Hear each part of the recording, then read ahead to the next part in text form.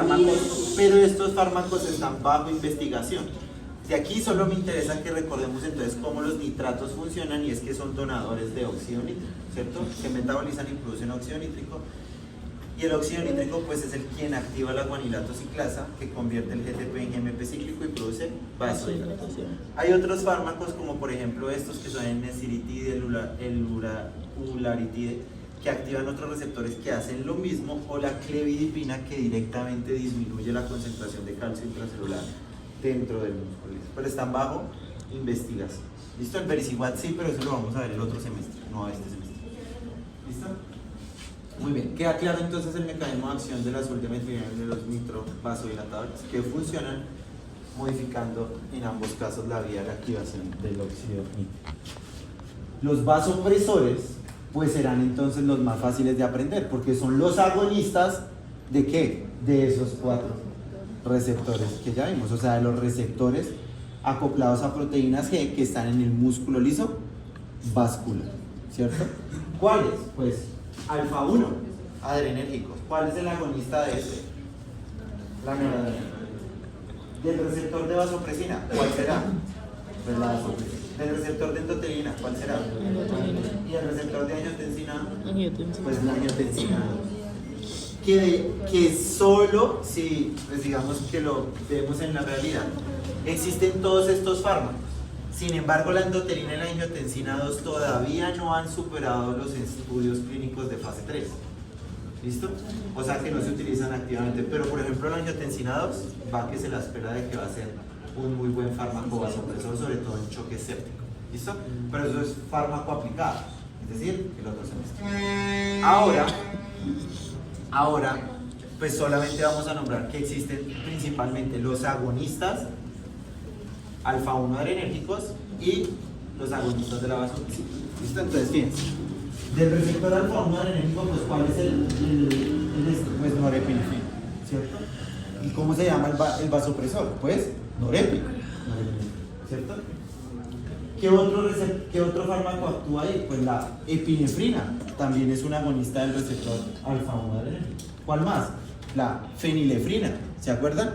El isoproterenol, ¿se acuerdan? Todos esos son fármacos que ya habíamos visto, ¿cierto?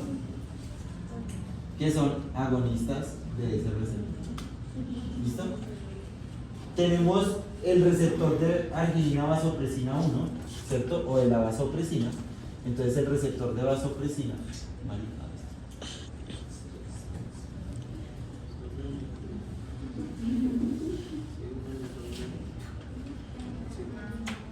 el receptor de vasopresina, entonces pues, como su nombre lo indica, pues produce vasopresión, ¿no? Listo. Y también está la dopamina y la dobutamina, ¿cierto? ¿Se acuerdan de esos?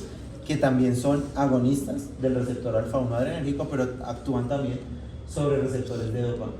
¿Listo? Todos ellos, pues a través de la activación del receptor acoplado a proteína C, pues van a producir aumento del calcio intracelular mediado por la vía del inositol trifosfato, produciendo entonces vasoconstricción.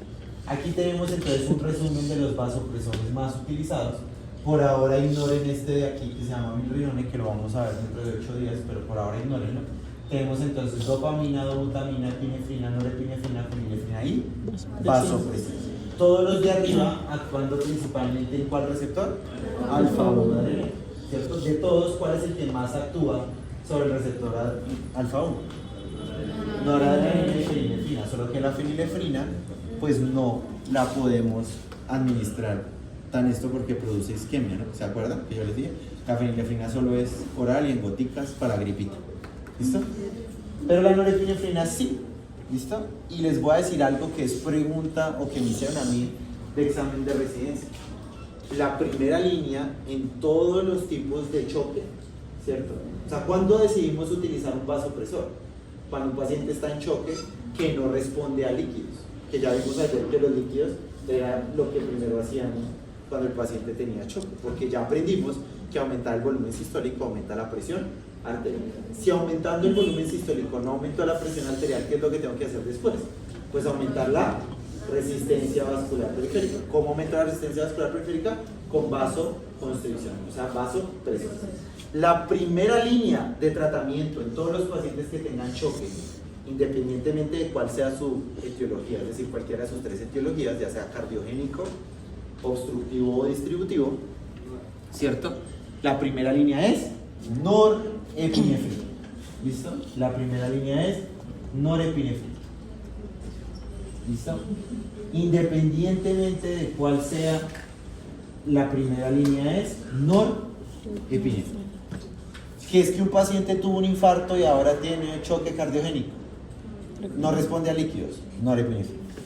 Que el paciente le acaban de meter una puñalada y tiene una puñalada en el pericardio y tiene un taponamiento cardíaco produciendo un choque obstructivo. Primera línea, norepinefrina y operarlo, que si no, no sirve de nada ponerlo. Que tiene un choque séptico, que le dio un choque anafiláctico porque comió camarones y era alérgico. Que tuvo un accidente de tránsito y se disecó la médula espinal en dos y tiene un choque neurogénico. Todos esos son choques distributivos y está hipotenso o con parámetros de perfusión alterados, que cuales dijimos ayer que eran los 4 clínicos más importantes. Parámetros de perfusión: lactato elevado, alteración del estado de conciencia, la oliguria, y aumento del llenado capilar, ¿cierto? Entonces la primera línea del choque es ¿cuál? Líquidos, ¿cierto? No mejoró con líquidos. ¿Cómo sé si un paciente va a responder a líquidos? ¿Cómo aumento el volumen sistólico sin ponerle líquidos a un paciente? ¿Cómo se les ocurre? Sin tomar agua y sin ponerle líquidos por la vena. ¿Cómo aumentaría el volumen sistólico? Una posición. ¿Cómo? Elevación pasiva de las extremidades inferiores. Correcto, ¿cierto? Si yo elevo las extremidades inferiores, pues toda la sangre que estaba en las venas de las piernas se va ¿para dónde? Para el corazón, aumenta el retorno venoso, aumenta el volumen sistólico. Si con ese simple movimiento aumenta la presión arterial, yo ya sé que ese paciente va a responder a líquidos. O sea, le pongo líquidos. ¿Listo? Eso tan obvio, que parece tan obvio, solo fue demostrado hace 5 años en un ensayo que se llama Andrómeda Trial 1. ¿Listo? Pero eso es fármaco aplicado. Entonces, eso es. ¿Listo? Y con eso, ¿listo? Y con eso, entonces ahora sí, tenemos. Si no responde a líquidos, es decir, ya le puse líquidos, pero sigue alterada la conciencia, sigue el llenado capilar alterado, sigue oligúrico y sigue el lactato elevado, necesita sí o sí, ¿qué? Vasopresores. Y la primera línea es ¿cuál? Norepinefrina, independientemente de cuál sea la dosis. ¿Listo? La dosis de la norepinefrina es de 0.05 a 0.5 microgramos kilo minuto. 0.05 a 0.5 microgramos kilo minuto. ¿Listo? Ya tiene líquidos, ya tiene dosis máxima de norepinefrina y sigue oligúrico, sigue alterado el estado de conciencia, sigue hipoperfundido. ¿Qué sigue? La segunda línea se llama vasopresina. ¿Listo? Vasopresina. ¿Listo? La dosis de la vasopresina es de 0.5 a 6 unidades hora. Todos los fármacos se administran por vía parenteral, ¿no? Entonces, norepinefrina de 0,05 a 0,5 microgramos kilo minuto, ¿cierto? Vasopresina de 0,5 a 6 unidades hora. ¿Listo? Tiene líquidos, tiene norepinefrina, tiene vasopresina dosis tope y sigue oligúrico, sigue alterada la conciencia, sigue con el lactato elevado y sigue con el llenado capilar alterado. ¿Qué sigue? Epinefrina. ¿Listo? Epinefrina. Y ahora, en ese punto, tengo que mirar si el problema es que el corazón no bombea, que eso lo vamos a ver. O sea, si el corazón no late, pues el problema está ahí y tendré que utilizar un inotrópico. ¿Listo? Epinefrina. ¿Listo? La dosis de la epinefrina es la misma que la de la norepinefrina. De 0,05 a 0,5 microgramos kilo minuto. ¿Listo? ¿Listo?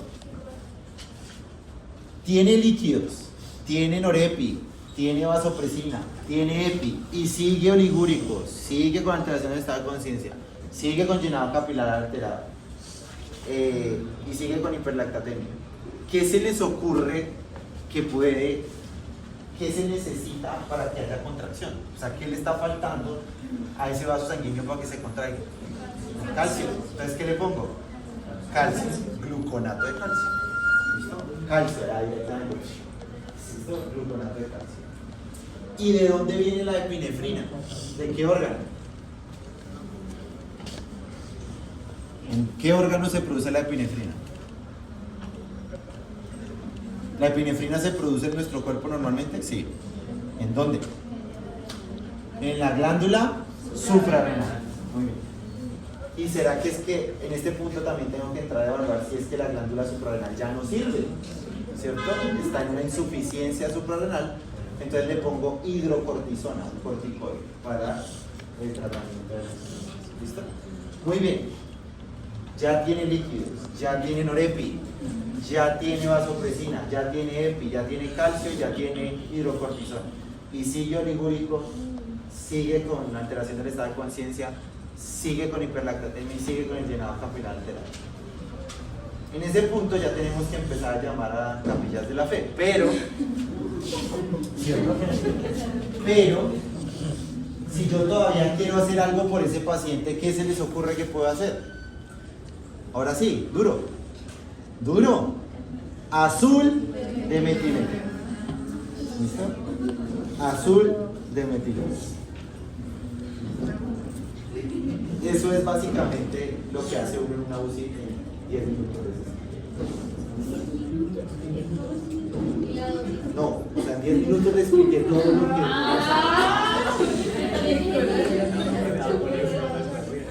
¿Bien? La dosis del azul de metileno no se las voy a enseñar porque quizás nunca ni lo vean cómo se administra el azul de metileno, a menos de que roten en UCI, y eso se administra por bolas, o sea, no es una infusión. ¿Por qué? Porque el azul de metileno es caro. Sí. O sea, no es caro, es barato, pero volverlo un fármaco que se pueda administrar por vía intravenosa lo hace muy caro. Listo. Muy bien. Entonces aquí tenemos cómo los vasopresores pueden ser inoconstrictores o vasoconstrictores solamente. ¿Qué significa que sean inoconstrictores? Pues que aparte de ser vasoconstrictores, o sea, vasopresores también son inotrópicos positivos. ¿Quién me recuerda qué es la inotropía? La fuerza de contracción. Por eso los vasopresores también son inotrópicos, porque no solamente actúan en alfa 1, sino también en beta 1. Pues norepinefrina, epinefrina, dopamina, glutamina y demás. Y los que son solamente vasoconstrictores, pues están la fenilefrina y la vasopresina. ¿Listo? En esta gráfica entonces también vemos los que son puramente vasoconstrictores, fenilefrina y vasopresina, y los que en la medida en que actúen más sobre los receptores beta 1, pues serán inotrópicos también. Nitroprusiato, como habíamos visto, es exclusivamente ¿qué? Vasodilatador. En esta tabla de aquí entonces tenemos cómo cada uno de los efectos de los vasopresores inotrópicos aumentan el gasto cardíaco, la resistencia vascular periférica, la presión arterial media y la frecuencia cardíaca. Esto que está aquí se llama la presión de cuña de la arteria pulmonar, que es un parámetro solo de UCI, no lo tengan en cuenta. Solo nos interesa es cómo actúa sobre esas relaciones. Fíjense que básicamente todo lo que hace es que aumentar, porque lo que necesito es aumentar la presión arterial. Esto era lo que les dije. Y finalmente tenemos el último grupo de los vasodilatadores que se llaman los antagonistas de los canales de calcio dependientes del voltaje. ¿Listo? Antagonistas de los canales de calcio dependientes del voltaje. Habíamos dicho que los canales de calcio dependientes del voltaje tipo L eran los que más calcio hacían entrar. ¿Se acuerdan? ¿Sí lo dijimos o no? Sí. Entonces, como son los que más calcio entran, evitar que entre ese calcio, pues indefectiblemente se va a traducir en vasodilatación. ¿Listo? Los antagonistas de los canales de calcio tipo L existen en dos grupos, que me toca escribir. Las dihidropiridinas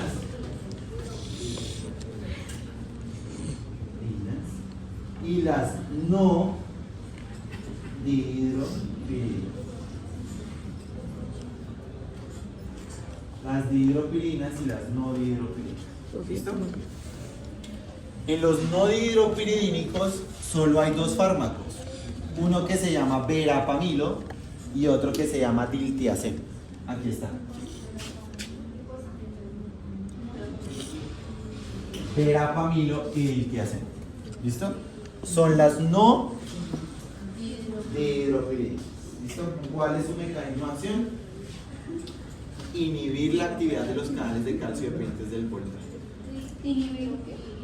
La activación de los canales de calcio dependientes del voltaje. Pero ellos, el verapamilo y el diltiazem, van a ser más selectivos del corazón. Solo van a actuar en los canales de calcio dependientes del voltaje del corazón. Por eso los vamos a volver a ver cuando veamos antiarrítmicos, porque la realidad es que son antiarrítmicos, aunque también bajan la presión. Ustedes van a ver que hay pacientes que para la presión tienen verapamilo. Entonces inhiben la entrada de calcio porque bloquean los canales de calcio dependientes del voltaje. ¿Por qué? ¿Cierto? Inhiben la entrada de calcio porque bloquean los canales de calcio dependientes del voltaje. En el corazón, verapamilo y diltiazem. Y las dihidropiridinas, que sí son específicas de los canales de calcio tipo L de los vasos sanguíneos, o sea, sí producen vasodilatación, ¿sí? Son todo lo que termine en dipino. ¿Listo?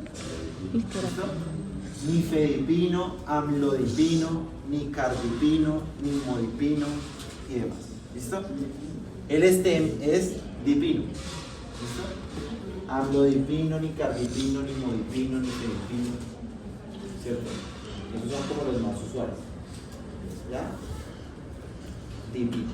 Bueno, esos sí son vasodilatadores directos, porque inhiben, ¿cierto?, directamente los canales de calcio tipo L, pero de los vasos sanguíneos. Las no dihidropiridinas actúan ¿en dónde? En el corazón. ¿Listo? Amlodipino, ni modipino, ni fedipino, ni cardipino. Son como los cuatro más usuales que hay. Ellos sí producen vasodilatación. O sea que se utilizan para tratar ¿qué? La hipertensión. ¿Listo? Entonces, ¿qué vimos? Calcio antagonistas, azul de metileno, vasopresores y nitrovasodilatadores. ¿Listo? Muy bien, chicos.